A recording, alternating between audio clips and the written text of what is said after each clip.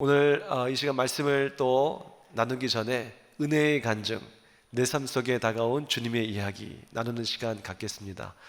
우물가의 여인이 또 그랬죠. 내 삶 속에 찾아온 예수님. 그 우물가의 여인에게는 바로 그 요한복음에 있는 그 놀라운 일들이 자기 삶에 너무나 큰 획기적인 전환점이 되지 않았습니까?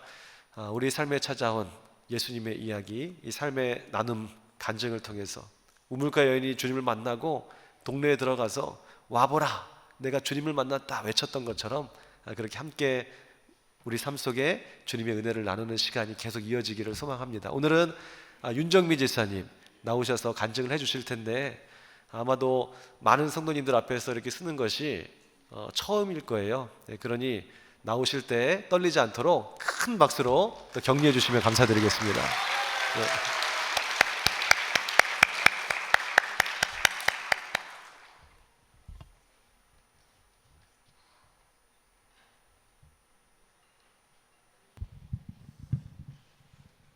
안녕하세요. 윤정미 집사입니다.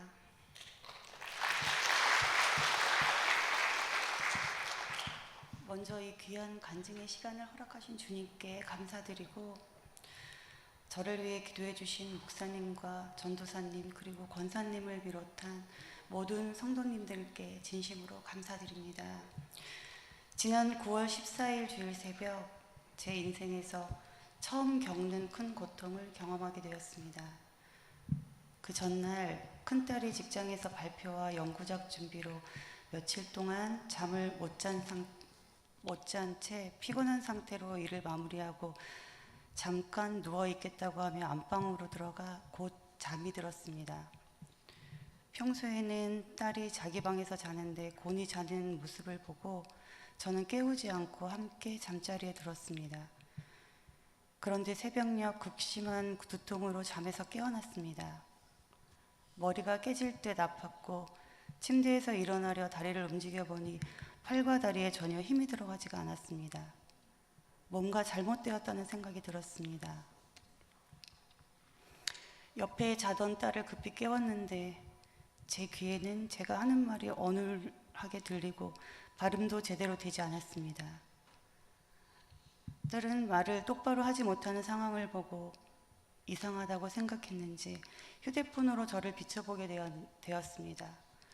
얼굴과 목이 땀에 흥건히 젖어있는 모습과 어눌하게 이야기하는 말 속에서 머리가 터질 것 같아 라는 말을 다행히 알아듣고 검색을 통해 단순한 두통이 아닐 수 있다는 내용을 보고 남편을 깨워 119에 신고를 하게 되었습니다. 남편은 시간이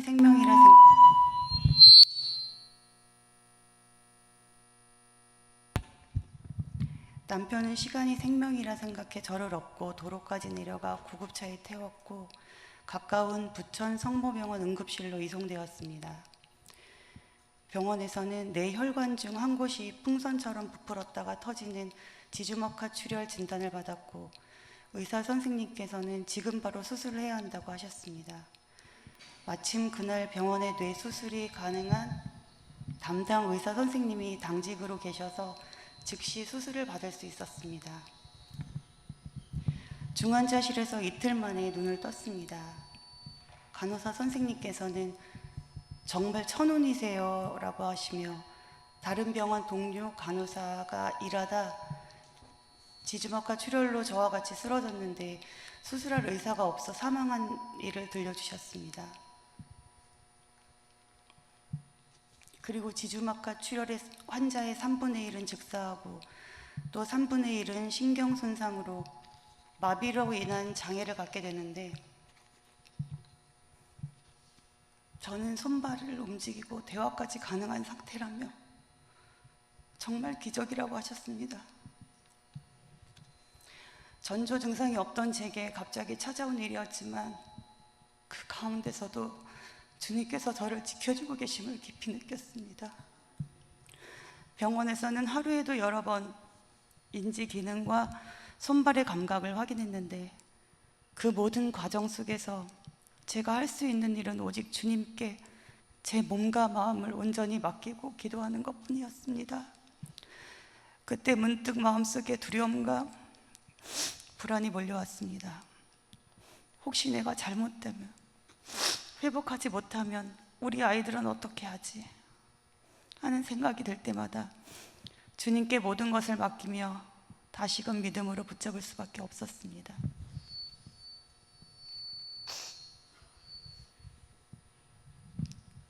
이후에 딸과 대화를 나누던 중 그날 119에 신고한 시간을 확인해 보니 딸이 8시간 정도 잔 상태였기 때문에 엄마가 아파하는 소리를 듣고 눈을 떴고, 그때 바로 이상하다고 느껴서 다행히 빨리 병원으로 갈 수 있었던 것 같다며, 더 늦게 잠들었거나 더 이른 시간에 이런 일이 생겼다면 못 일어날 수도 있었을 거라며, 그리고 아빠는 잠기가 어두운데 다행히 내가 엄마 옆에서 자게 된 것도 참 놀랍다는 딸의 말을 통해 하나님께서 그 시간까지도 세밀하게 지켜주심을 깊이 느꼈습니다.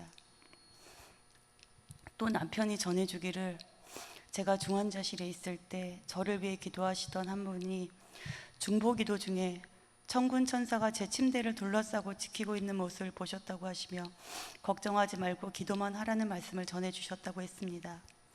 그리고 교회 곳곳에서 저를 위해 기도해 주시는 분들이 많다는 이야기를 들으며 저는 주님께서 중보 기도를 통해 일하고 계심을 깊이 느끼고 감사의 눈물이 흘렀습니다. 제가 시편 23편 말씀을 좋아하는데 4절에 보면, 내가 사망의 음침한 골짜기로 다닐지라도 해를 두려워하지 않을 것은 주께서 나와 함께 하심이라. 주의 지팡이와 막대기가 나를 안위하시나이다. 아멘. 아무리 어려운 상황에서도 주께서 나와 함께 하신다는 이 말씀을 붙잡고 두려운 순간에도 주님께서 함께 하심을 믿고 평안을 얻을 수 있었습니다.